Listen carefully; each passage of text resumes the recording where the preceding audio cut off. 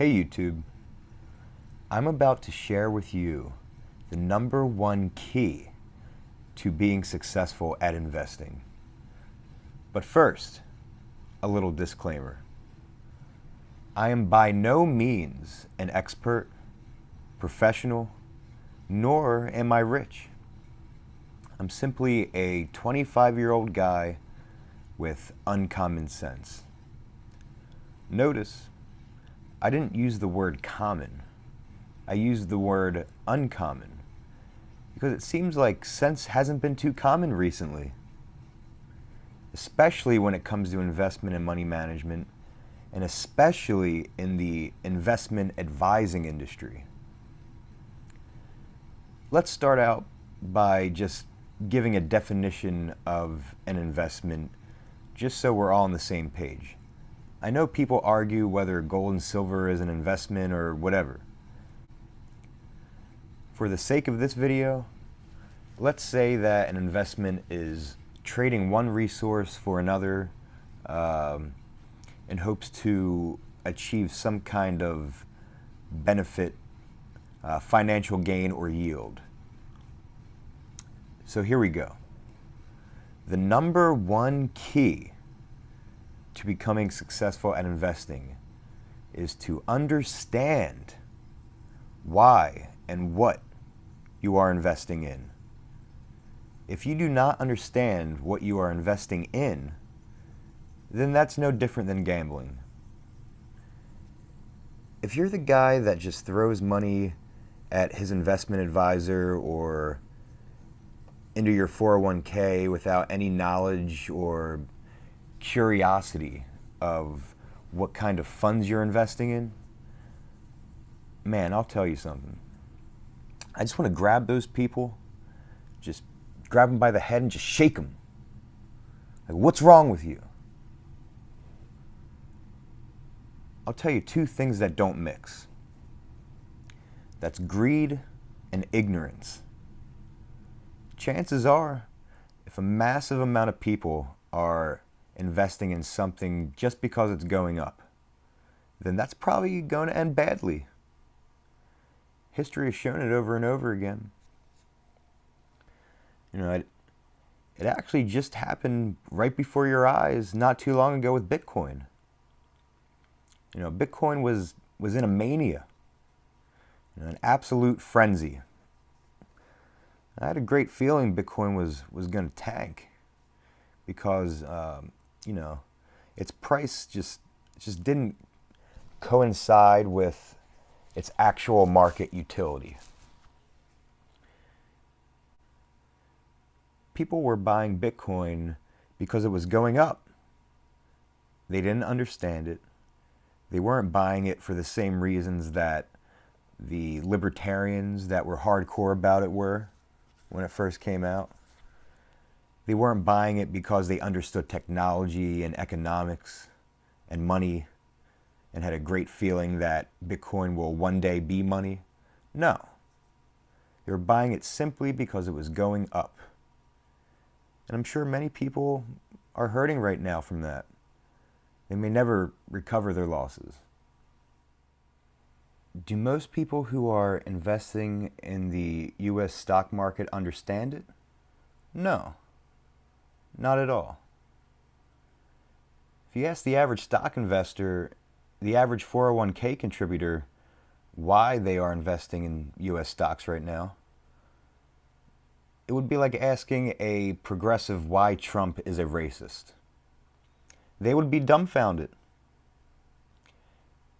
If you ask them if they knew that foreign central banks are printing money and purchasing US equities with it, and if they knew what the implications of that would be, or what it may be in the near, mid to long-term future, they would have absolutely no idea what you were talking about. These are the things that should be understood. Be your own financial advisor. Understand the industries and commodities you're investing in. If you don't understand any industries or commodities, then learn.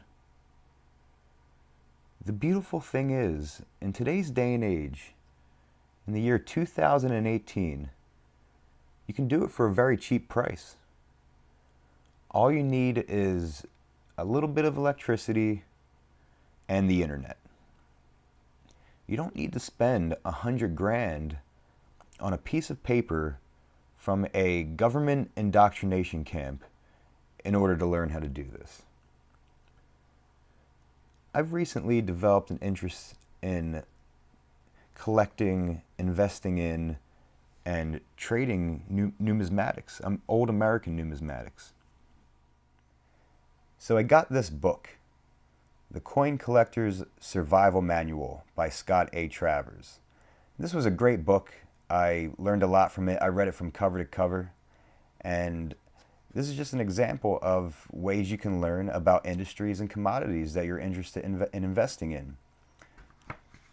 You know, you can't learn everything from just reading. You have to do as well. So learning comes with experience as well, but you need to start somewhere.